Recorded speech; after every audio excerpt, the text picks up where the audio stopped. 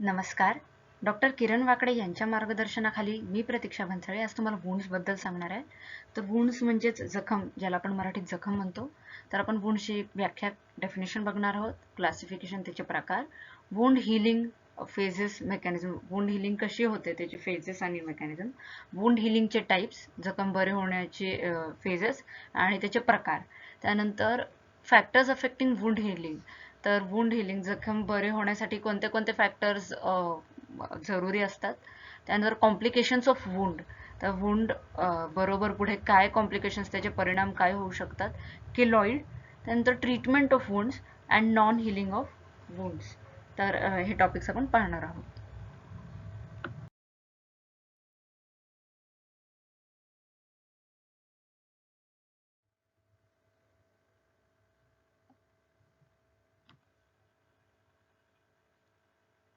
तर आता वुंडची डेफिनेशन बघूयात. जखमेची definition: a wound is a break in the integrity or continuity of the skin or tissues, often which may be associated with disruption of the structure and function. तर skin किंवा टिश्यूची जी continuity आहे, त्याची integrity आहे, त्याला हानी पोहोचते, ते ब्रेक होते कंटिन्युटी, आणि मग त्याचं त्या जागेचं, त्या ठिकाणाचं स्ट्रक्चर आणि फंक्शन दोन्ही बिघडू शकतं. ठीक आहे. तर क्लासिफिकेशन पाहूयात आता वुंडची. तर वुंड सिंपल असू शकते किंवा कॉम्प्लेक्स असू शकते. सिंपल म्हणजे काय, जेव्हा फक्त स्किन इन्व्हॉल्ड आहे. पण कॉम्प्लेक्स म्हणजे जेव्हा ती जखम आतमध्ये पोहोचलेली आहे आणि ती तिकडच्या नर्व्सला किंवा ब्लड वेसल्सला, रक्तवाहिन्यांना आणि टेंडन्सला सुद्धा अफेक्ट करत आहे. त्यानंतर क्लोज्ड वुंड्स आणि ओपन वुंड्स. तर क्लोज्ड वुंड्स म्हणजे त्यामध्ये 3 प्रकार येतात: कॉन्ट्युजन, अब्रेजन आणि हेमाटोमा. कॉन्ट्युजन म्हणजे मुकामार, ज्याला मुकामार आपण म्हणतो. तर soft tissue injury producing discolouration of the skin due to collection of blood underneath. म्हणजे त्या स्किनच्या खाली ब्लड साठते आणि ते सॉफ्ट टिश्यू इंजुरी, मसल वगैरे त्याच्या इंजुरीमुळे झालेलं असतं. तर कॉन्ट्युजन म्हणजे मुकामार. तर अब्रेजन, अब्रेजन म्हणजे खरचटणे. In this wound epidermis of the skin is scraped away exposing the dermis. They are painful as dermal nerve endings are expose. तर एपिडर्मिस निघून गेल्यामुळे खालचं जे डर्मिस आहे ते एक्सपोज झालेलं असतं आणि त्यामुळे पेन होतं, कारण तिकडचे जे डर्मल नर्व एंडिंग्स आहेत ते डायरेक्टली एक्सपोज झालेले असतात. त्यानंतर हिमॅटोमा. तर this refers to collection of blood usually following an injury. तर कुठल्याही ठिकाणी लागल्यानंतर तिकडे रक्त साठते किंवा साकळते, त्याला आपण हिमॅटोमा असं म्हणतो. त्यानंतर ओपन वुंड्स. तर ओपन वुंड्सचे 4 प्रकार आहेत: इनसाइज्ड, लॅसरेटेड, पेनिट्रेटेड आणि क्रश्ड. तर इनसाइज्ड म्हणजे with they are caused by sharp objects such as knife, blade, glass, etc. This type of wound has sharp edge and is less contaminated. तर नाईफ किंवा ब्लेडमुळे एक अशीच सरळ रेषेत झालेली कंटिन्युटीमध्ये ब्रेक, त्याला आपण इनसाइज आपण म्हणतो ना, इन्सिजन करतो, तर ही क्लीन वुंड असते. ठीक आहे. यामध्ये कंटॅमिनेशन होण्याचे चान्सेस कमी असतात. त्यानंतर लॅसरेटेड. इनसाइज्ड वुंड नेहमी अशी स्ट्रेट असते. ठीक आहे, वाकडे तिकडे नसते. पण लॅसरेटेड वुंड वाकडे तिकडे असते, त्याचे एजेस जॅग्ड असतात, आणि इनसाइज्ड वुंडचे एजेस प्लेन असतात. तर लॅसरेटेड पाहूयात. They are caused by blunt injury such as fall on a stone or due to road traffic accidents. Edges are jagged. The injury may involve only skin and subcutaneous tissue or sometimes deeper structures also. तर road traffic accidents वगैरेमुळे जर काही कुठे आतपर्यंत जर खरचटलं तर, आणि edges सुद्धा वाकडे तिकडे असले, तर त्याला आपण लॅसरेशन म्हणतो. आणि स्किन आणि त्याचा सबक्युटेनियस लेअर सुद्धा इन्व्हॉल्व असू शकतो किंवा त्याच्या आतले लेअर सुद्धा इन्व्हॉल्व असू शकतात. त्यानंतर पेनिट्रेटिंग वुंड. तर स्टॅब इंजुरी, जेव्हा चाकू किंवा तलवार आतपर्यंत त्यामुळे हानी पोहोचते, त्याला आपण पेनिट्रेटिंग, ते पेनिट्रेट करतात, तर पेनिट्रेटिंग वुंड. आणि यामुळे आपले इंटेस्टाईन्स, जर पोटात झाली स्टॅब इंजुरी, तर इंटेस्टाईन्स, लिव्हर, स्प्लीन किंवा मेझेंटरिक ब्लड वेसल्स, जे आपल्या GITच्या अराउंड जे ब्लड वेसल्स आहेत त्याला आपण मेझेंटरिक ब्लड वेसल्स म्हणतो, तर ते सुद्धा इन्व्हॉल्व असू शकतात, ते सुद्धा डॅमेज होऊ शकतात. त्यानंतर क्रस्ट. जर कोणती व्हेकल किंवा वाहन आपल्या अंगावरून गेलं किंवा अर्थक्वेक झालं, भूकंप आलं, त्यामुळे जर शरीरावर काही मोठ्या गोष्टी पडल्या, जसं दगड वगैरे, तर क्रश होऊन जातं, तर त्याला आपण क्रश वुंड असे म्हणतो. हे झाले सुरुवातीचे काही classification: complex, simple, complex, closed, open. आता पुढचे क्लासिफिकेशन पाहूयात.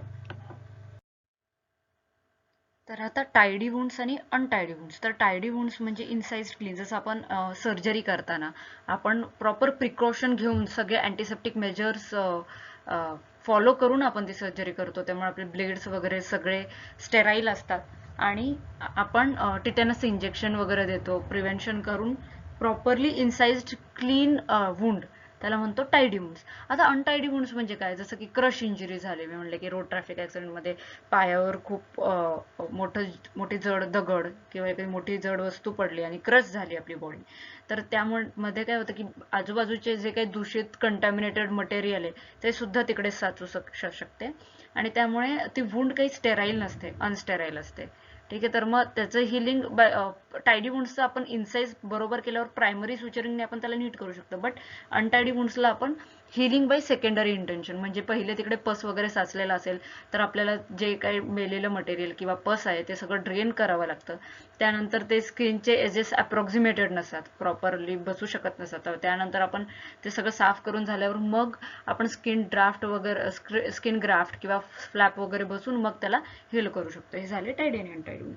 पुढे आता अॅक्यूट वुंड आणि क्रोनिक वुंड. आता अॅक्यूट क्रोनिक वुंड पहिले सांगते, जसं की लेग अल्सर्स असतात, डायबेटिक अल्सर्स किंवा प्रेशर सोर्स, जे फार काळासाठी असतात आणि जे लवकर बरे होत नाही, ते झाले क्रोनिक वुंड. पण अॅक्यूट वुंड म्हणजे जसं की स्टॅब वुंड, की एकदा त्याची व्यवस्थित ट्रीटमेंट झाली लवकर हील होतं, जसं की road traffic accident, blast injuries, असे काही फार काळासाठी नसतात लेग अल्सर्स किंवा प्रेशर सोर्स सारखे. ठीक आहे, झाले अक्यूट वुंड, क्रोनिक वुंड. आणि त्यानंतर आता हे सर्जिकल वुंड्सचे प्रकार आहेत 4. क्लीन इनसाइज्ड वुंड्स, जसे मी म्हटले की थायरॉइड ब्रेस्ट सर्जरीज किंवा आणखी काही हॉस्पिटलमधले सर्जरीज GIT सिस्टीम वगळता हे जे सर्जरीज होतात ते क्लीन इनसाइज्ड वुंड्स. ठीक आहे, त्यानंतर क्लीन कंटॅमिनेटेड वुंड्स. आता GIT जेनायटो युरिनरी सर्जरी जे असतात, काही ते असलं तरी ते जेनायटो युरिनरी ट्रॅक्ट इन्व्हॉल्ड असतो म्हणून, ठीक आहे, म्हणून थोडं कंटॅमिनेशन असू शकतं, बिकॉज त्याच्यात आपला बॅक्टेरियल फ्लोरा असतो. ठीक आहे, कमेन्सुअल बॅक्टेरियल फ्लोरा असतो. त्यानंतर थोडे काही अनप्रिपेअर्ड बॉवल नाही आहे, हा हे साधं आहे, फक्त GITचा बॅक्टेरियल फ्लोरामुळे इन्फेक्शन होऊ शकतं. तर क्लीन कंटॅमिनेटेड वुंड्स. आता कंटॅमिनेटेड वुंड ते असतं ज्यात बॉवल अनप्रिपेअर्ड असतो. उदाहरणार्थ आपल्याला इमर्जन्सी अपेंडिसेक्टोमी करायची झाली किंवा इमर्जन्सी कोलेसिस्टेक्टोमी, पित्ताशय काढून टाकायची, तशी सर्जरी झाली आणि इमर्जन्सी असली की ज्यात आपल्याला बॉवेल प्रिपेअर करायला, म्हणजे सगळं जे काही फिकल मॅटर आहे ते इव्हॅक्युएट करायला आणि बॉवेल प्रॉपरली क्लीन करायला सर्जरी आधी वेळ नसतो, त्याच्यात होते कंटॅमिनेटेड वुंड. ठीक आहे, आणि डर्टी वुंड म्हणजे काय की अगदीच बॅक्टेरियल पेरिटोनायटिस किंवा अगदी खूप फिकल कंटॅमिनेशन झालंय. ठीक आहे, जसं की रोड ट्रॅफिक ॲक्सिडेंट नंतर लगेच आणलंय आणि खूप त्यानंतर किंवा मग अशी फेज ज्यात खूप पस वगैरे प्रेझेंट आहे ॲब्डोमेन मध्ये फिकल कंटॅमिनेशन वगैरे झाल्यामुळे, तर ती झाली डर्टी वुंड. हे झाले सर्जिकल वुंड्सचे प्रकार. आणि आता आपण सगळे simple, complex, closed, open, tidy, untidy, acute, chronic आणि हे 4 सर्जिकल वुंड्सचे प्रकार आपण पाहिलेले आहेत आणि आपण सगळ्याच वुंड्सचे प्रकार पाहिलेले आहेत. तर डेफिनेशन आणि क्लासिफिकेशन झालेली आहे वुंड्सची.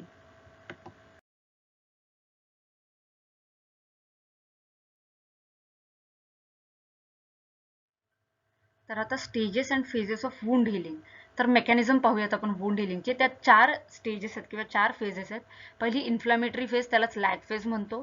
त्यानंतर प्रॉलिफरेटिव्ह फेज, यात कोलॅजन वगैरे सगळं मॅट्रिक्सचं प्रॉलिफरेशन होतं, कोलॅजन फेज. त्यानंतर रिमॉडेलिंग फेज, मॅच्युरेशन फेज आणि फेज ऑफ स्कार फॉर्मेशन, की स्कार फॉर्म होतो. आता ते काय आहेत नेमके ते आपण डिटेलमध्ये पाहूया.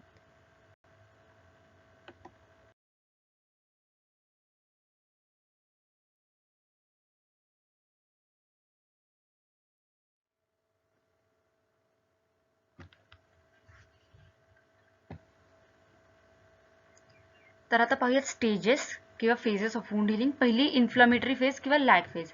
तर तिकडे इंजुरी झाल्यामुळे पहिले इन्फ्लमेशन होतं तिकडच्या टिश्यूचं, त्याला म्हणतो आपण इन्फ्लामेटरी फेज.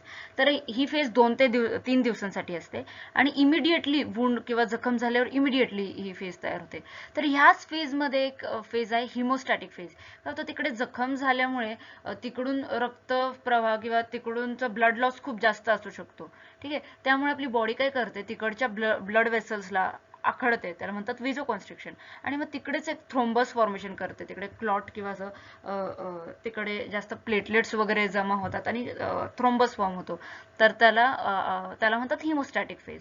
तर this inflammatory or lag phase begins immediately after wounding and it last for 2 to 3 days and bleeding is followed by vasoconstriction and thrombus formation to limit blood loss. So this is the hemostatic phase which comes under the inflammatory phase.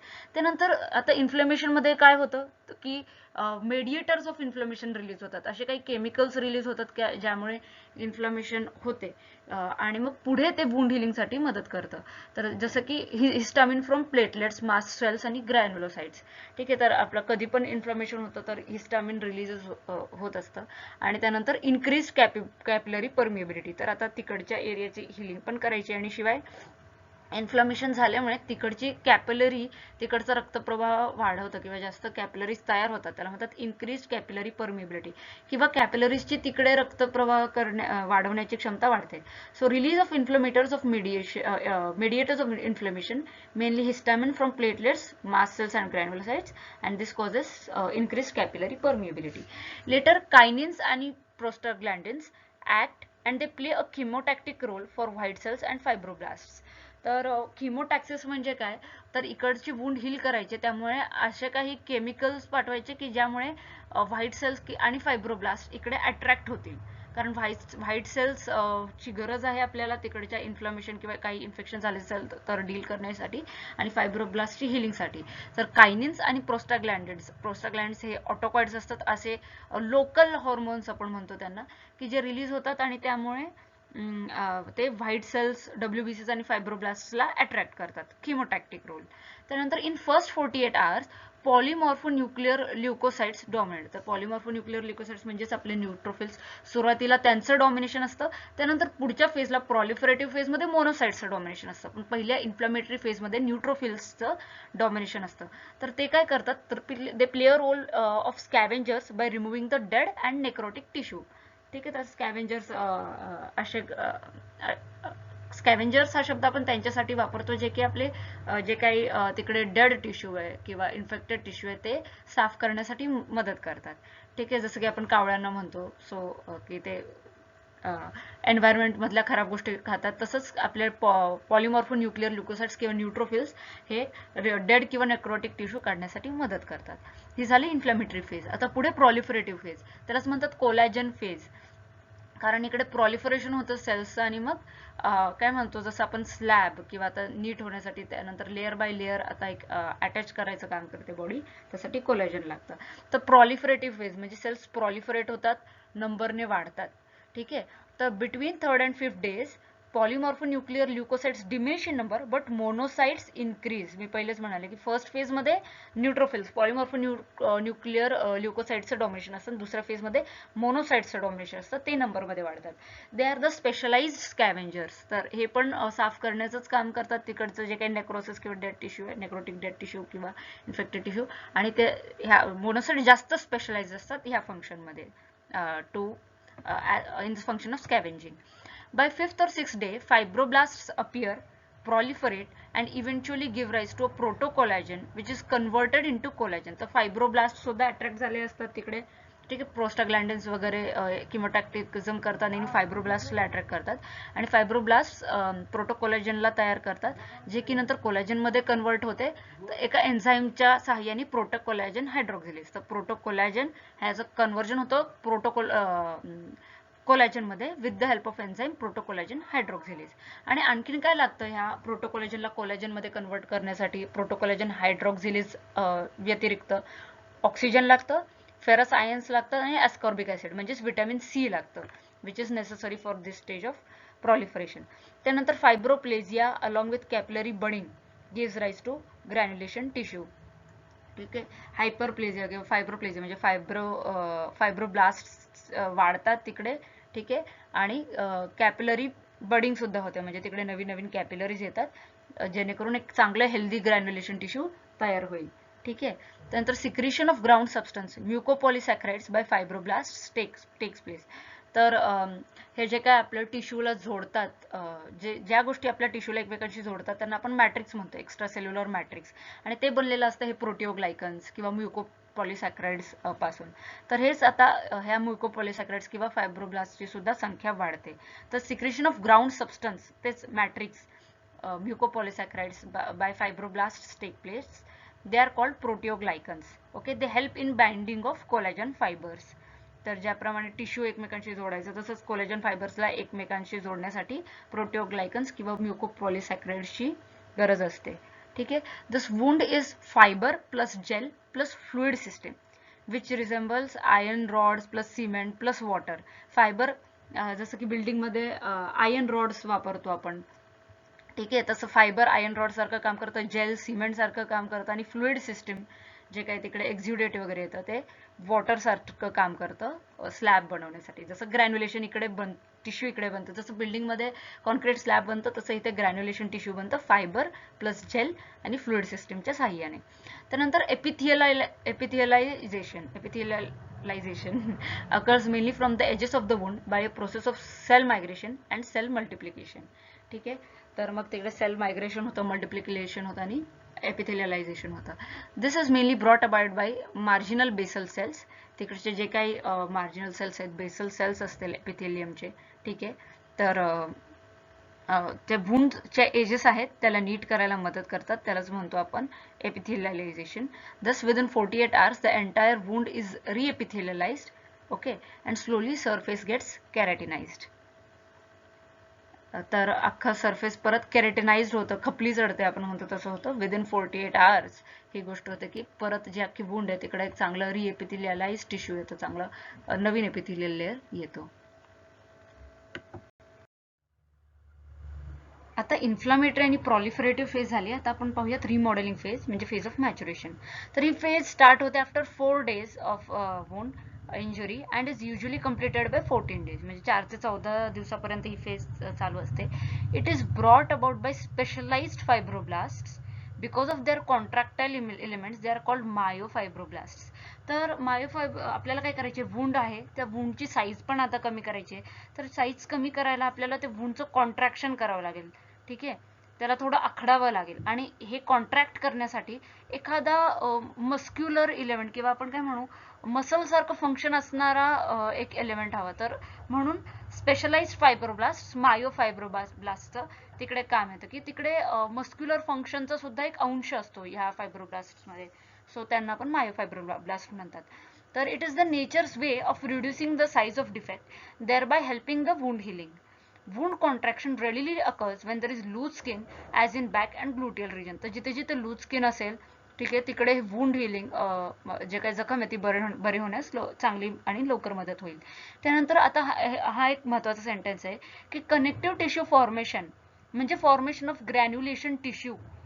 आता ग्रॅन्युलेशन tissue म्हणजे काय, fibroblast plus त्याचं gel जे काय प्रोटिओग्लायकन्सनी बनलेलं असतं, जे टिश्यूजला जोडून ठेवतं, प्लस फ्लुइड सिस्टम. ठीक आहे. It is the most important and fundamental step in wound healing and it can be compared to slab laying. जसं की आपण पाहिलंच होतं मगाशी की फायबर जसे की आयर्न रॉड्स, त्यानंतर सिमेंट आणि वॉटर जे काय आपण वापरतो एखाद्या बिल्डिंग बांधताना, तसंच हे ग्रॅन्युलेशन टिश्यू फॉर्म होण्यासाठी हे फायबर्स, जेल आणि फ्लुइड सिस्टम आवश्यक असते.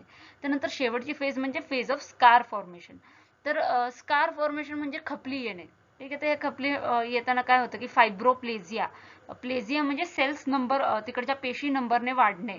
तर ठीक आहे, फायब्रोप्लेजिया, फायब्रोब्लास्ट त्यांच्या नंबरने, त्यांच्या संख्येने वाढतात. अँड लेईंग ऑफ कोलॅजन जे कोलॅजनचं काय म्हणतो आपण, laying of collagen is increased. ठीक आहे. तर जे कोलॅजन तिकडे साठतं किंवा तिकडे ले होतं ते वाढतं. Fibroplasia, laying of collagen is increase. Vascularity becomes less, devascularisation. तर आता खपली चढलेली आहे आणि ती खपली बॉडीला एक्सक्लूड करून टाकायची आहे, पाडून द्यायची आहे. तर म्हणून तिकडचं वॅस्क्युलरायझेशन, तिकडचा जो रक्तपुरवठा आहे ते बॉडी कमी करून टाकते. त्यानंतर एपिथियलायझेशन कंटिन्यूज. ठीक आहे. आणि म्हणजे जे काही सेल आहे, सेल फिलिंग होत असते त्या ठिकाणी, ते वाढत ते कंटिन्यू राहतं. त्यानंतर ingrowth of lymphatics and nerve fibres takes place. तर जो लिम्फॅटिक टिश्यू जो आहे, जे तिकडची इम्युनिटी शाबूत ठेवण्यासाठी महत्त्वाचे आहे, किंवा तिकडचे जे काही सप्लाय, वॉटर सप्लाय किंवा ब्लड सप्लाय आणि तिकडचे जे ऑक्सिजन वगैरेचा जो सप्लाय आहे ते शाबूत ठेवण्यासाठी लिम्फॅटिक्स आणि नर्व फायबर्सचे सुद्धा तिकडे ग्रोथ होते. ठीक आहे, पेरिफेरल नर्व फायबर्स. त्यानंतर remodelling of collagen takes place with cicatrisation resulting in a scar. तर सिकट्रायझेशन मी मगाशी सांगितलं की आपल्याला डिफेक्टची साईज कमी करायची आहे म्हणून मायोफायब्रोब्लास्ट ते स्कारची साईज कॉन्ट्रॅक्शनने रिड्यूस करते. तर म्हणून remodelling of collagen takes place with cicatrisation resulting in a scar. तर हे चारही इन्फ्लॅमेटरी, प्रॉलिफरेटिव्ह, रिमॉडेलिंग आणि फेज ऑफ स्कार फॉर्मेशन अशा चारही फेजेस वुंड हिलिंगचे आपण पाहिलेले आहेत.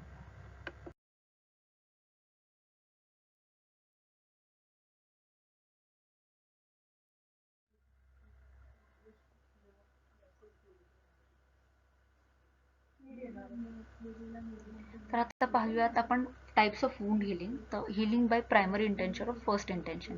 तर यात काय असतं, जसं आपण सर्जरीमध्ये इन्सिजन करतो आणि त्यानंतर आपण त्याला सुचर करतो. ठीक आहे, तरी झालं हिलिंग बाय प्रायमरी इंटेन्शन. आणि ह्याचे एजेस पण स्मूथ असतात, असे वाकडे तिकडे नसतात. तर they are well approximate edges of incised wound. They heal by this way. Occurs in a clean incised wound such as surgical incision, wherein there is only a potential space between the edges. It produces a clean, neat and thin scar. तर आपण व्यवस्थित suture करतो, इन्साइज पण व्यवस्थित करतो, व्यवस्थित cut करतो, त्यामुळे प्रायमरी हिलिंग होते, व्यवस्थित होते आपण प्रायमरी सुचर दिल्यानंतर. त्यानंतर second healing by secondary intention. ठीक आहे, सेकंडरी हिलिंग. तर ह्यात काय असतं की वुंड इन्फेक्टेड असते, त्यातून पस येत असतो. ठीक आहे, जसं की खूप एक्सटेन्सिव्ह सॉफ्ट टिश्यू इंजुरी झाली, जसं की ट्रॉमामध्ये होतं किंवा बर्न्समध्ये होतं किंवा सेप्सिसमध्ये होतं. तर ह्यामध्ये काय होतं, आपल्याला पहिले ते पस वगैरे काढावा लागतो, हा सगळं करावं. तर ह्याचे एजेस पण वाकडे तिकडे असतात. तर म्हणून such wounds heal with an ugly scar.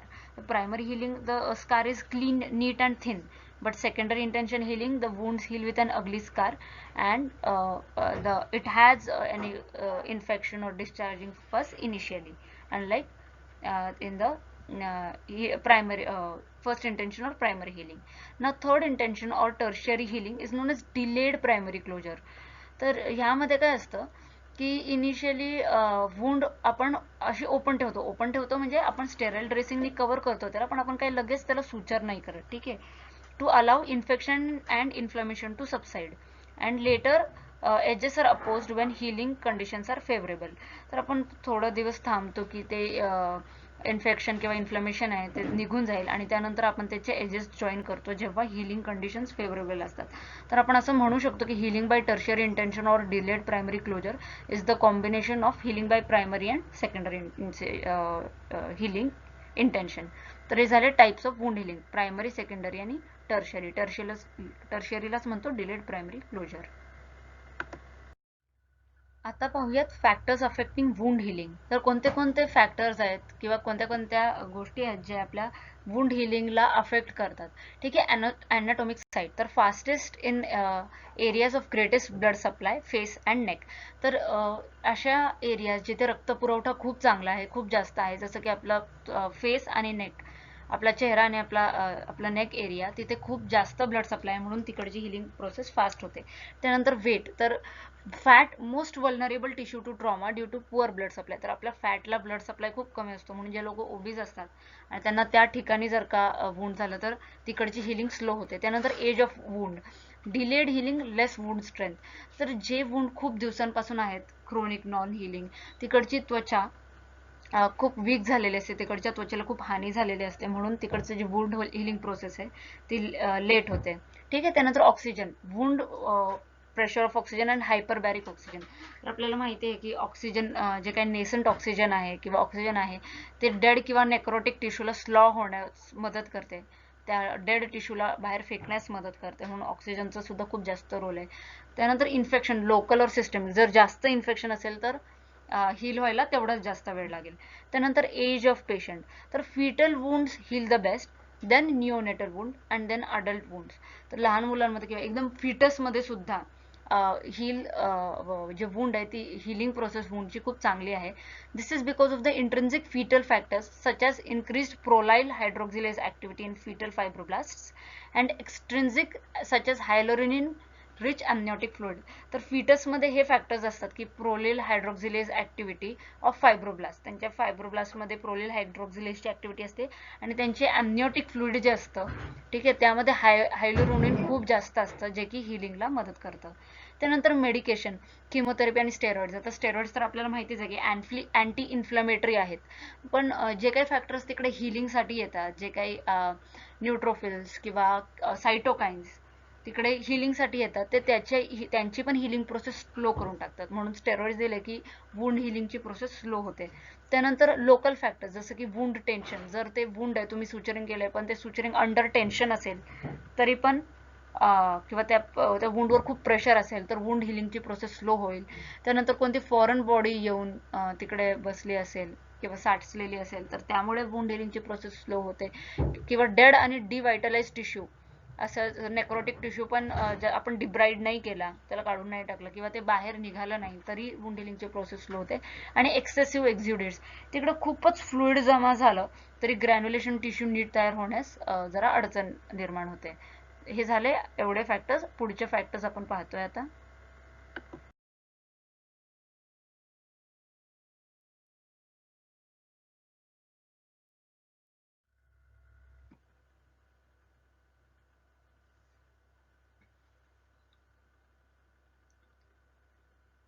तर न्यूट्रिशनल स्टेटस सुद्धा वुंड हिलिंगला अफेक्ट करतं. जेवढं प्रोटीन, झिंक आणि विटॅमिन्स, की जसं की विटॅमिन सी चांगल्या प्रमाणात असतील तर वुंड हिलिंग चांगली होते. हायपो अल्ब्युमिनिमिया असेल तर वुंड हिलिंगवर परिणाम होतो, अल्ब्युमिन प्रोटीन कमी असल्यावर. ठीक आहे. त्यानंतर नेचर ऑफ वुंड, तर ते कंट्युजन आहे म्हणजे मुकामार लागलाय, की अब्रेजन आहे जसं की खरचटलंय, किंवा लॅसरेशन, असं वुंड ज्याचे की एजेस चांगले नाही आहेत आणि त्याने स्किन, सबक्युटेनियस टिश्यू किंवा अगदी डीप टिश्यूजला सुद्धा मार पोचलेला आहे किंवा हानी झालेली आहे, तर त्याचं हिलिंग प्रोसेसचा जो कालावधी आहे तो व्हॅरी करू शकतो, तो वेगळा वेगळा असू शकतो. त्यानंतर क्रोनिक डिझीज जसं की डायबिटीज, सिरोसिस, जॉन्डिस, यामध्ये वुंड हिलिंग व्हायला थोडा वेळ लागेल. त्यानंतर स्मोकिंग, तर जे निकोटीन आहे ते वेझो कॉन्स्ट्रिक्शन करेल, की तिकडचे जे ब्लड वेसल्स आहे त्याला आखडून ठेवेल आणि मग त्यामुळे जे काही एरिया आहे ज्याला हील व्हायचं आहे तिकडे रक्तपुरवठा कमी होईल. त्यामुळे स्मोकिंग किंवा निकोटीन च्यामुळे वुंड हिलिंगला वेळ लागेल. त्यानंतर टॉक्सिन्स किंवा मेटॅलोप्रोटीएज स्टिम्युलेशन, यामुळे सुद्धा वुंड हिलिंग च्या कालावधीमध्ये बदल किंवा जास्त असू शकते वुंड हिलिंगची कालावधी. त्यानंतर radiation therapy, stasis and vessel occlusion, ठीक आहे, असं झाल्यामुळे सुद्धा वुंड हिलिंगला वेळ लागेल. ठीक आहे. हायड्रेशन, ठीक आहे, हायड्रेशन जर चांगलं असेल, मॉइस्ट एन्व्हायरमेंट असली तर मॉइस्ट वुंड्स हील फास्टर. त्यानंतर ग्रोथ फॅक्टर्स, की एंडोजेनस किंवा एक्झोजेनस ग्रोथ फॅक्टर्स दिले तर ते वुंड हिलिंगला स्टिम्युलेट करतात. ठीक आहे. आणि वुंड हिलिंगसाठी चांगले असतात ग्रोथ फॅक्टर्स. ते कसं काय त्यावर रिसर्च चालू आहे. त्यानंतर कंजनायटल डिसऑर्डर जसं की एपिडर्मोलायसिस बुल्लोसा, त्यानंतर हेलर डॅनलॉस सिंड्रोम किंवा ऑस्टिओजेनेसिस इम्परफेक्टा, अशा कंजनायटल डिसऑर्डर्समुळे सुद्धा वुंड हिलिंगच्या प्रोसेसला वेळ लागू शकतो. आता एल्हर्स डॅनलॉस सिंड्रोम काय की कनेक्टिव्ह टिश्यू डिसऑर्डरच आहे, जेनेटिक डिसऑर्डर आहे. स्किन जॉईंट्स आणि ब्लड वेसल्स अफेक्टेड असतात. किंवा ऑस्टिओजेनेसिस इम्परफेक्टामध्ये जी हाडं असतात ती खूप नाजूक असतात, इझिली ब्रेक होतात. ठीक आहे, कोलॅजनच्या डिफेक्टमुळे. आणि त्यानंतर मॅलिग्नन्सी म्हणजे जे काही कॅन्सरस कंडिशन्स किंवा हायपोथायरॉइडिझम, या गोष्टींमुळे सुद्धा वुंड हिलिंगच्या प्रोसेसला वेळ लागू शकतो. आता पाहूयात कॉम्प्लिकेशन्स ऑफ वुंड्स. तर जखम झाल्यावर काय काय कॉम्प्लिकेशन होऊ शकतं. एकतर तिथे इन्फेक्शन होऊ शकतं. ठीक आहे. तर जर हॉस्पिटलमध्ये असेल तर हॉस्पिटल अक्वायर्ड इन्फेक्शन, किंवा जर ते आपण नीट अँड बिटाडाईन किंवा सॅव्हलॉननी नीट त्याला धुवून नाही घेतलं तरी तिथे इन्फेक्शन होऊ शकतं. तर it is the most important complication which is responsible for delay in wound healing. Majority of the bacteria are endogenous. ठीक आहे. आणि depending upon pus culture sensitivity report, appropriate antibiotics can be given. तर आपण जो काही area आहे वुंडचा, तिकडचं जे ॲप्सेस आहे ते फ्लूइड कलेक्ट करतो, त्याचं कल्चर सेन्सिटिव्हिटी रिपोर्ट घेतो आणि त्यानुसार अँटीबायोटिक्स देतो. त्यानंतर पहिली झाली इन्फेक्शन कॉम्प्लिकेशन. त्यानंतर दुसरं कॉम्प्लिकेशन आहे अगली स्कार, की खूप वेळा जेव्हा खपली चढते ते खूप अगली असतं, प्लेन आणि नीट थिन चांगलं स्कार नसतं, ते खराब दिसतं किंवा एकदम इरेग्युलर किंवा विथ फ्लुइड ओझिंग आउट असं स्कार असतं ते. त्यानंतर किलॉइड अँड हायपरट्रॉफिक स्कार. तर किलॉइड आणि हायपरट्रॉफिक स्कार आपण पुढे बघूयात नेमकं ते काय आहे, की ते एका स्कारवरच एक ॲबनॉर्मल टिश्यू डेव्हलप होतो, जे इमॅच्युअर ब्लड वेसल्स आणि फायब्रोब्लास्टने बनलेलं, त्याला आपण किलॉइड म्हणतो. पुढे पाहूयात. त्यानंतर इन्सिशनल हर्निया अँड वुंड डेहिसन्स. तर एखाद्या ठिकाणी कट केला आपण, इन्साइज केलं. इन्सिशनल हर्निया खूप कॉमन आहे मेल्स फिमेल्समध्ये. तर जर आपण एखाद्या ठिकाणी इन्साइज केलं तर तिकडून हर्निएशन होण्याचे चान्सेस जास्त असतात, एस्पेशली जेव्हा ॲबडोमिनल मसल टोन चांगला नसतो तेव्हा. आणि वुंड डेहिसन्स, की जे तुम्ही सुचर केलंय ते सुचरच्या गाठी परत निघण्याच्या शक्यता असतात, त्याला म्हणतो आपण वुंड डेहिसन्स. त्यानंतर पिगमेंटेशन ऑफ द स्किन, जी स्किनची एरिया आहे तिकडचा कलर चेंज होईल. त्यानंतर मार्जुलिन अल्सर. ते मार्जुलिन अल्सर काय आहे, की जे व्हेरिकोजचे अल्सर्स जे नीट झालेले आहेत, ठीक आहे, तर तरी पण त्यामध्ये परत स्क्वॅमस सेल कार्सिनोमा होण्याची शक्यता असते, त्याला आपण म्हणू मार्जुलिन अल्सर. ते झाले कॉम्प्लिकेशन्स ऑफ वुंड्स.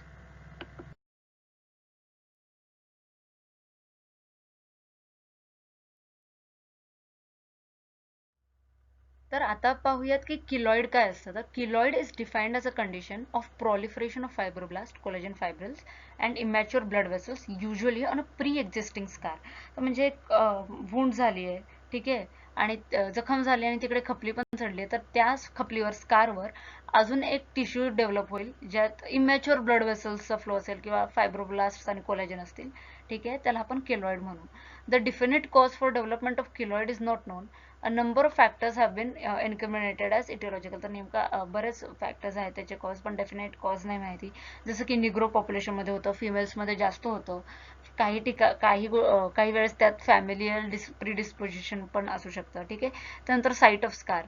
तर आपल्याला माहिती आहे की ऑपरेशन जेव्हा आपण करतो तेव्हा लँगर्स लाईन्सच्या अलॉंगच करतो, ठीक आहे, अक्रॉस केलं, incision across the Langer's lines, okay, during any surgery increases the chance of keloid formation, ठीक आहे. त्यानंतर tuberculosis, increase incidence of keloid formation in patient suffering from tuberculosis, ठीक आहे.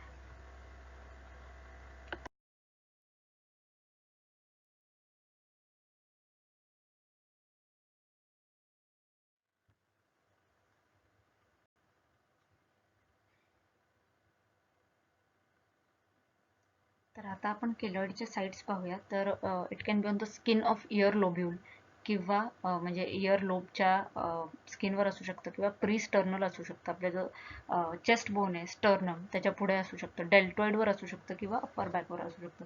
आता ह्या चित्रामध्ये मी डेल्टॉइडवर वॅक्सिनेशन साईटवर अपियर झालेलं केलॉइडचं चित्र दाखवलेलं आहे. आणि बऱ्याच वेळा विचारतात की केलॉइड आणि हायपरट्रॉफिक स्कारमध्ये काय फरक आहे, ठीक आहे. तर keloid hypertrophic scar does not extend into a normal tissue while keloid extends into a normal tissue. त्यानंतर नॉर्मल टिश्यू मध्ये सुद्धा केलॉइड ग्रो होतो. Hypertrophic scar does not have claw like extension and it does not have itching. Whereas आपल्या किलॉइडमध्ये इथे पहा claw like extension आहे, ठीक आहे, पंजाप्रमाणे एक्सटेन्शन आहे, आणि ह्यात इचिंग सुद्धा असू शकते. तर keloid has no sign of increased vascularity and gradually regresses after 6 months, ठीक आहे. तसं केलॉइडमध्ये vascularity, immature blood supply, blood वेसल्सची वॅस्क्युलॅरिटी असते, आणि केलॉइड 6 महिन्यापेक्षा पण जास्त कालावधीसाठी असतो. आणि hypertrophic scar does not get worse after 1 year, whereas keloid gets worse after 1 year, ठीक आहे. तर हे झाले differences between keloid can get worse after 1 year, and these are differences between keloid and hypertrophic scar.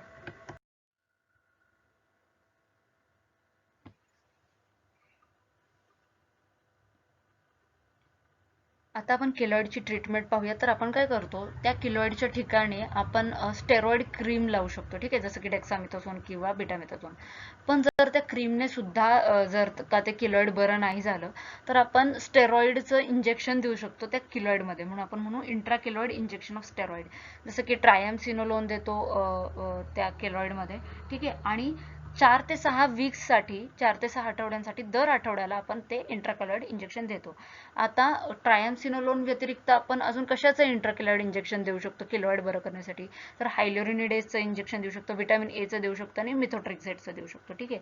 आणि सर्जरीचा काही फार limited role आहे केलॉइडच्या ट्रीटमेंटसाठी, कारण केलॉइड जरी एकदा सर्जरीने बरं केलं तरी ते पुन्हा येण्याची शक्यता, recurrence, chance of recurrence following surgery is very high, तर पुन्हा येण्याची शक्यता जास्त असते.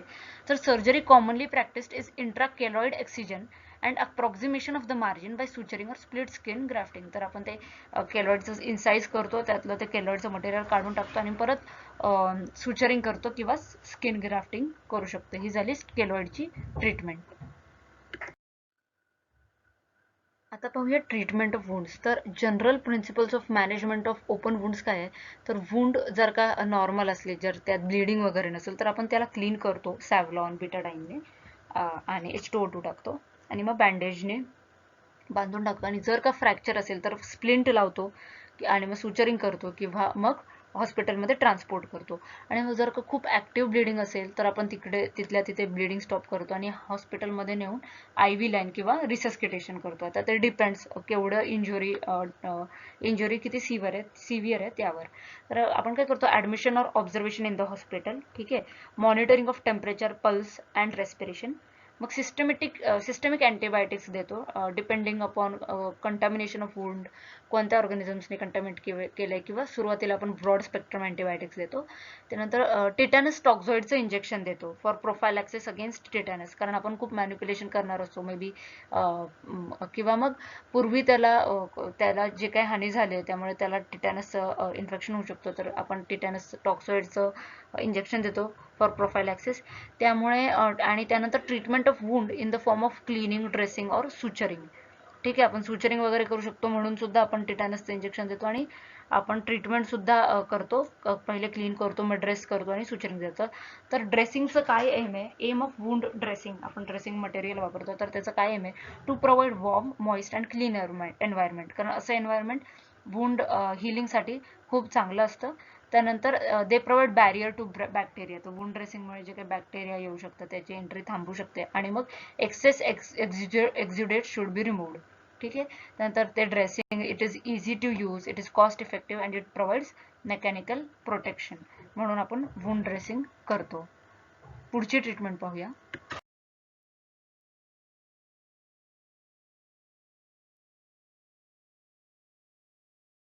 आता वुंड क्लोजर किंवा वुंड सुचरिंग. तर प्रायमरी सुचरिंग, आता आपण परत ट्रीटमेंटकडेच पुढे पाहतोय की टाइप्स ऑफ सुचरिंग किंवा वुंड क्लोजर कसं कसं करता येईल. तर प्रायमरी सुचरिंग काय, मी पहिले सांगितलं की जेव्हा फक्त एक प्लेन इनसाइज्ड वुंड असेल, ज्याला फक्त एक कट असेल आणि त्या कट इन्सिजनचे किंवा त्या वुंडचे एजेस काही वाकडे तिकडे नसतील किंवा जॅक्ड नसतील, तेव्हा आपण प्रायमरी सुचरिंग करतो. आणि हे इंजुरी झाल्या झाल्या किंवा जखम झाल्या झाल्याच्या 6 तासाच्या आत करतो, म्हणून आपण त्याला प्रायमरी सुचरिंग म्हणतो. ठीक आहे, त्याच्या आत केली जाते ही प्रायमरी सुचरिंग.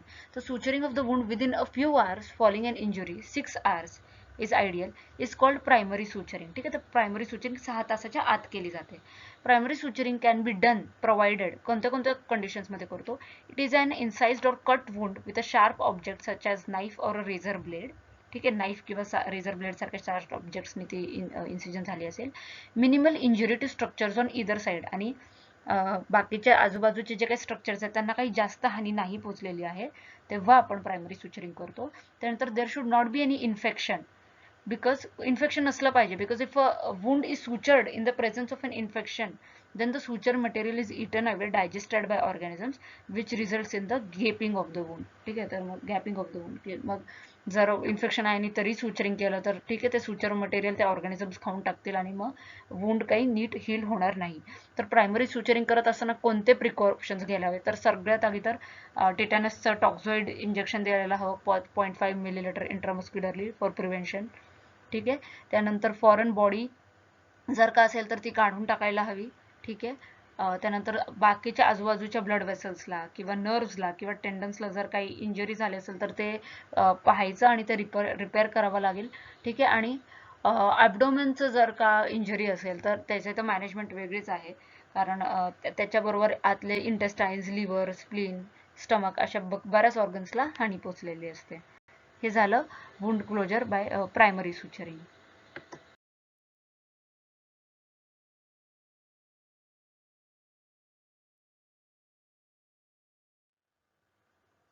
तर वुंड एक्सिजन आणि primary suturing of the skin. आता आपल्याला माहिती आहे की प्रायमरी सुचरिंग 6 तासाच्या आत करतो जेव्हा इन्सिजन जे आहे क्लीन आहे, थिन आहे. तर वुंड पहिले एक्ससाइज कधी करतो प्रायमरी सुचरिंग करण्याच्या आधी? तर जेव्हा वुंडचे एजेस जॅक्ड असतील, वाकडे तिकडे असतील आणि त्याच्यात खूप कंटॅमिनेशन झालेलं असेल फॉरेन बॉडीचं. पण ह्यामध्ये आपण 6 तासाच्या आतच इन्साइज करतो प्रायमरी सुचरिंग, कारण डिलेड प्रायमरी सुचरिंग नाही करत. डिलेड प्रायमरी सुचरिंग थोड्या दिवस थांबून करतो, 4 ते 6 दिवस. जस्ट इन्साइज झालेलं वुंड जरी त्यात कंटॅमिनेशन असलं तर आपण वुंड इन्साइज करून त्यातलं कंटॅमिनंट काढतो, त्याला अँटीसेप्टिक आणि नॉर्मल सलाईननी क्लीन करतो आणि 6 तासाच्या आतच त्याला सुचर करतो. तर त्याला म्हणतो wound excision and primary suturing of the skin. तर मी वाचून दाखवते. This is indicated when wound edges are jagged, wound is contaminated with organisms or foreign body. In such situations, wound is explored and devitalized tissue and foreign body, if present, are removed. The wound is irrigated with antiseptic agents. Thus, lacerated wound is converted into an incised wound and then sutured. तर जे काही वाकडे तिकडे झालेलं tissue आहे त्याला आपण व्यवस्थित अप्रॉक्सिमेट करतो आणि मग सुचर करतो. तर it should be done within 6 hours. आणि टिटॅनस आणि गॅस गँग्रीनची प्रोफायलॅक्सिस देणं तर गरजेचंच आहे.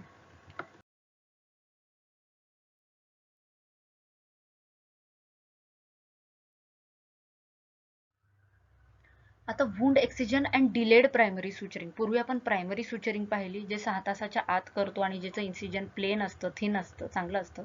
आता हे wound excision and delayed primary suturing. This is indicated in lacerated wounds with major crush injuries.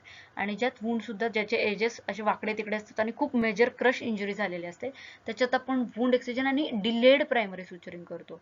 तर ह्यामध्ये काय झालेलं असतं की ग्रॉस इडिमा झालेला असतो. ती जी जागा असते जखमेची किंवा इंजरीची, तिकडे खूप सू झालेली असते, इडिमा झालेला असतो. ठीक आहे, तिकडचं जे टिश्यूवर आजूबाजूच्या स्ट्रक्चरचं टेन्शन खूप असतं, तर there is increase tissue tension. ठीक आहे, तर त्यानंतर हिमॅटोमा असतं, तिकडे ब्लड साकाळलेलं असतं त्या ठिकाणी.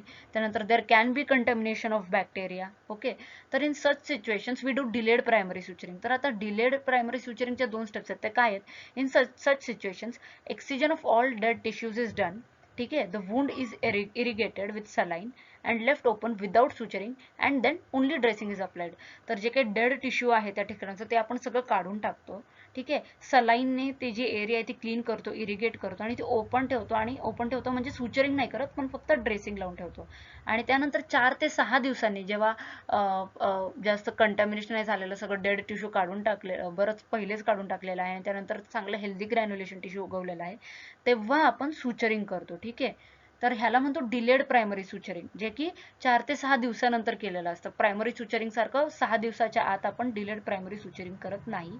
तर क्रश इंजुरीज वगैरे मध्ये जेव्हा आपण वुंड एक्ससाइज करतो, थोडे दिवस थांबतो आणि त्यानंतर मग थोड्या दिवसांनी इन्सिजन करतो किंवा सुचरिंग करतो, त्याला आपण म्हणतो wound excision and delayed primary suturing.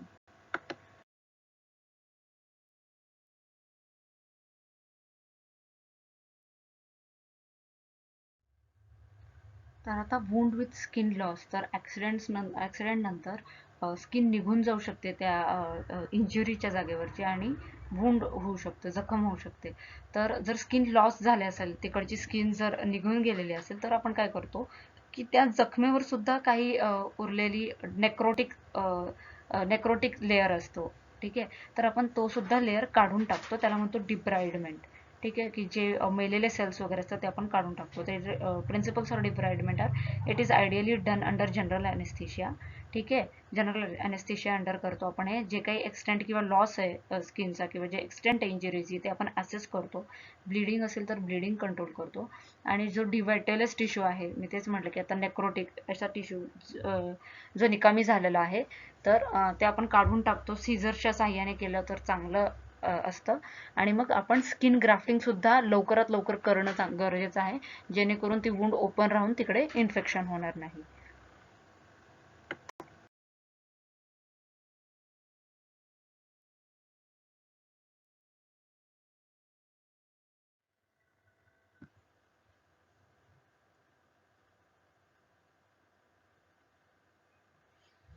आता आता वूंडची ट्रीटमेंट पाहण्यासाठी मी एक फ्लोचार्ट दाखवते, एस्पेशली वूंड ड्रेसिंगसाठी. तर एक तर आपण क्रीम्स, ऑइंटमेंट्स किंवा सोल्युशन्स वापरू शकतो ज्यामध्ये अँटीबॅक्टेरियल्स असू शकतात आणि ग्रोथ फॅक्टर्स असतात वूंड हिलिंगसाठीचे. आणि त्यानंतर वूंड ड्रेसिंगचे टाईप्स काय आहेत, एक तर नॉन ॲधरंट फॅब्रिक्स, ॲब्झॉर्प्टिव्ह ड्रेसिंग्स आणि ऑक्लुझिव्ह ड्रेसिंग्स. तर नॉन ॲधरंट फॅब्रिक्समध्ये काय असतं की मेश गॉज असतो, ठीक आहे, आणि एक with a substance to increase occlusion और अँटीबॅक्टेरियल ॲक्टिव्हिटी, ठीक आहे. तर मेश गॉज, त्यानंतर wide mesh gauze foam dressings, ठीक आहे. त्यानंतर ऑक्लुझिव्ह ड्रेसिंग्समध्ये बायोलॉजिक ड्रेसिंग्स आणि नॉन बायोलॉजिक ड्रेसिंग्स. तर बायोलॉजिक ड्रेसिंग्समध्ये आपण स्किन ग्राफ्ट्स बसवतो, जसं की होमोग्राफ्ट, ॲलोग्राफ्ट, झेनोग्राफ्ट, ॲम्निओन. तर आपल्याच बॉडीच्या एका ठिकाणावरचा टिश्यू दुसऱ्या ठिकाणी लावला जाऊ शकतो, किंवा एखाद्या दुसऱ्या व्यक्तीकडून स्किन डोनेट झालेले असेल, किंवा दुसऱ्या स्पीशीजकडून डोनेट झालेल्या स्किनला आपण झेनोग्राफ्ट म्हणतो, ठीक आहे. त्यानंतर बायोलॉजिक ड्रेसिंग जसं की स्किन सबस्टिट्यूट्स, इंटिग्रा, ॲलोडर्म किंवा ॲप्लिग्राफ हे निओनेटल फायब्रोब्लास्ट पासून बनलेलं असतं, ते आपण वापरू शकतो. त्यानंतर नॉन बायोलॉजिक ड्रेसिंग जसं हायड्रोकोलाइड्स, हायड्रोजेल्स, अल्जिनेट, टेगाडर्म, पॉलियुरेथेन फिल्म्स या सगळ्या गोष्टींपासून तयार झालेली ड्रेसिंग्स आपण वूंडच्या ट्रीटमेंटसाठी वापरू शकतो.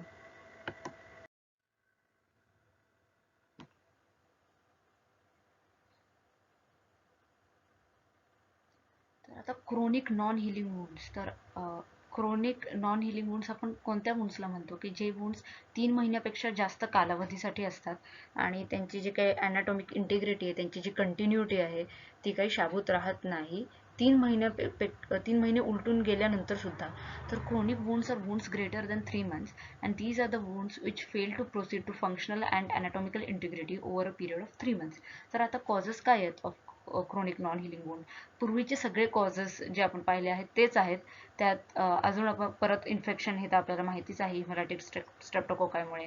नंतर हायपॉक्झिया, ॲनिमिया, टिश्यू हायपॉक्झिया ड्यू टू वॅस्क्युलोपॅथी, ऑक्सिजनचा पुरवठा किंवा रक्तपुरवठा कमी असल्यामुळे किंवा ॲनिमिया, ब्लड कमी असल्यामुळे. त्यानंतर डायबिटीज किंवा repeated trauma, decreased VEGF, VEGF, vascular endothelial growth factors, PDGF, platelet derived growth factor, आणि HIF-1 अल्फा, हायपॉक्झिया इंडिड्युसिबल फॅक्टर. तर हे जे काही ग्रोथ फॅक्टर्स आहेत जे वुंड हिलिंगला मदत करतात, त्यांची कमतरता असल्यामुळे सुद्धा वुंड हिलिंग लवकर होत नाही आणि ती 3 महिन्यापेक्षा सुद्धा जास्त काळासाठी राहते. तर मग तो क्रोनिक नॉन हिलिंग वुंड. तर आयनायझिंग रेडिएशन, एज झाल्यामुळे, मालन्यूट्रिशन, ठीक आहे, विटॅमिन्स मिनरल्स कमी पडल्यामुळे. त्यानंतर ड्रग्ज, स्टेरॉइड्स आपण पाहिलेले आहेत, त्या व्यतिरिक्त डॉक्सोरिबिसिन, नायट्रोजन मस्टर्ड, त्यानंतर मेथोट्रेक्सेट, सायक्लोफॉस्फामाइड, बिस्क्लोरोइथाइल नायट्रोस्युरियास, टामॉक्सिफेन या गोष्टींमुळे क्रोनिक नॉन हिलिंग वुंड होऊ शकते.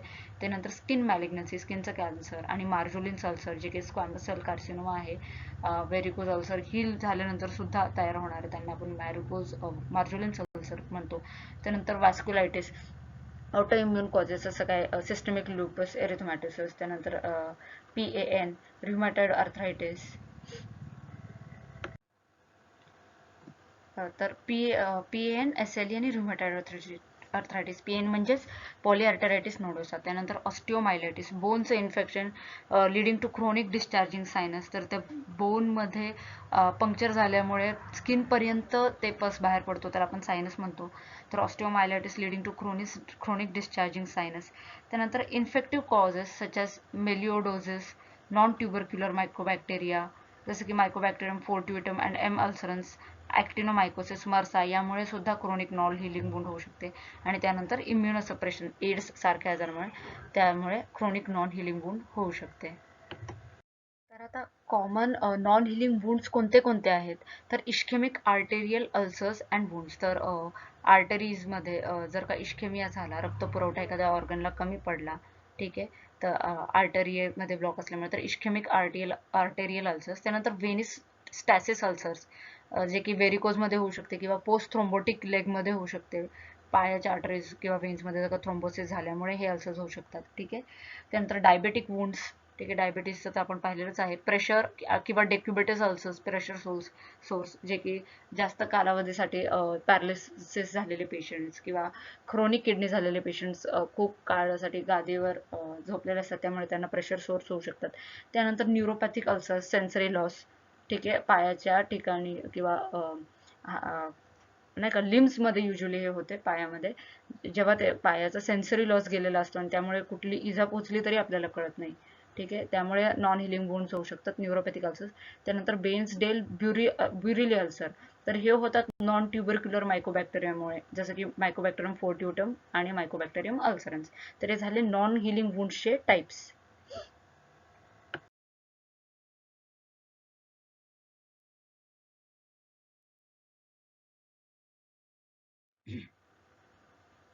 तर आता आपण नॉन हिलिंग वुंडची मॅनेजमेंट कशी करतो. नॉर्मल वुंडची मॅनेजमेंट आपण पाहिली आहे, काहीशी तशीच आहे, फक्त आपण हिस्ट्री अजून आणखी काही गोष्टी करतो ते आपण पाहणार आहोत. तर हिस्ट्री आणि फिजिकल एक्झामिनेशन तर आपण करतोच. त्यानंतर optimisation of general condition of the patient. ठीक आहे. त्यानंतर अल्सर एज बायोप्सी किंवा कोण बायोप्सी आपण करतो. ठीक आहे. तिथला एक टिश्यू घेऊन स्टडी करतो. त्यानंतर चेस्ट एक्सरे किंवा मॅन्टॉक्स टेस्टिंग करतो टीबी रूल आउट करण्यासाठी. त्यानंतर डुप्लेक्स इमेजिंग आर्टरीज किंवा वेन्सची कंडिशन पाहण्यासाठी. त्यानंतर एक्सरेज आणि MRI पाहतो आपण इन्व्हॉल्ड लिम्बचा. आणि मग जे काय अंडरलाईन कॉज असेल, ठीक आहे, तर जनरल कंडिशन पेशंटची जे काय असेल अंडरलाईन कॉज असेल ते आपण पाहण्याचा इन्व्हेस्टिगेट करण्याचा प्रयत्न करतो. तर नॉन हिलिंग वुंडची लोकल मॅनेजमेंट कशी करतो, तर आपल्याला नेमकं काय करायचं आहे की जे इन्फेक्टेड वुंड आहे त्याला आपल्याला क्लीन वुंडमध्ये, हिलिंग वुंडमध्ये कन्वर्ट करायचं आहे. तो goal is to convert wound from infected to clean to healing wound. ठीक आहे. आता जर डर्टी नॉन हिलिंग वुंड असेल तर ते ॲनेस्थेशिया अंडर इव्हॅल्युएट केले पाहिजे. ॲनेस्थेशियाच्या अंडर त्याचं डिब्राइडमेंट किंवा जे नेक्रोटिक डेड टिश्यू आहे ते ॲनेस्थेशियाच्या अंडर काढलं पाहिजे, कारण पेशंटला पेन होऊ शकतो. आणि त्यानंतर त्याला फ्री फ्लोईंग सलाईनने धुतलं पाहिजे. ठीक आहे, इरिगेट केलं पाहिजे आणि तिकडचं हिमोस्टॅसिस सेक्युअर केलं पाहिजे. म्हणजे अगदी खूप जास्त ब्लड लॉस होत असेल तर त्या ब्लड लॉसची पण मॅनेजमेंट करायला हवी. त्यानंतर बीटाडाईनने आपण तिकडची जे काही स्किन आहे, तिकडचे जे वुंड आहे ते क्लीन करतो आणि ड्रेसिंग करतो. ठीक आहे. टिटॅनस प्रोफायलेक्सिस तर महत्त्वाचंच आहे आणि अँटीबायोटिक सुद्धा महत्त्वाचं आहे. आपण सुरुवातीला ब्रॉड स्पेक्ट्रम अँटीबायोटिक्स देतो आणि त्यानंतर ब्लड रिपोर्ट आल्यानंतर जो कोणता ऑर्गॅनिझम रिस्पॉन्सिबल असेल त्यानुसार आपण अँटीबायोटिक्स देतो. ठीक आहे. त्यानंतर routine dressings and maintenance of local hygiene is important to aid in wound healing. हे काही वेगळं सांगायची गरज नाही. त्यानंतर if the wound is healing properly then these measures are enough to promote wound healing. ठीक आहे. जर हे सगळे मेजर्स घेऊन वुंड चांगली हिल होत असेल तर ठीक आहे, पण जर हे सगळं करून सुद्धा if the wound is not getting healed तर मग वुंड क्लोज केली पाहिजे नीट बायोलॉजिकल ड्रेसिंग्सने. आणि मग कसं केले पाहिजे क्लोज, तर एक्सिजन किंवा स्किन ग्राफ्टिंगने. ठीक आहे, त्याने सुद्धा फरक पडू शकतो. तर हे आपण पाहिलंय नॉन हिलिंग वुंडची मॅनेजमेंट.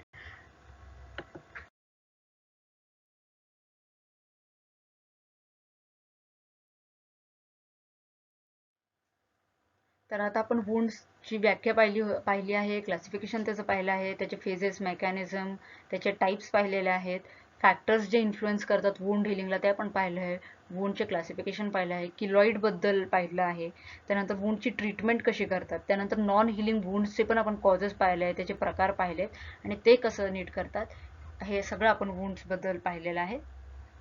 थँक्यू.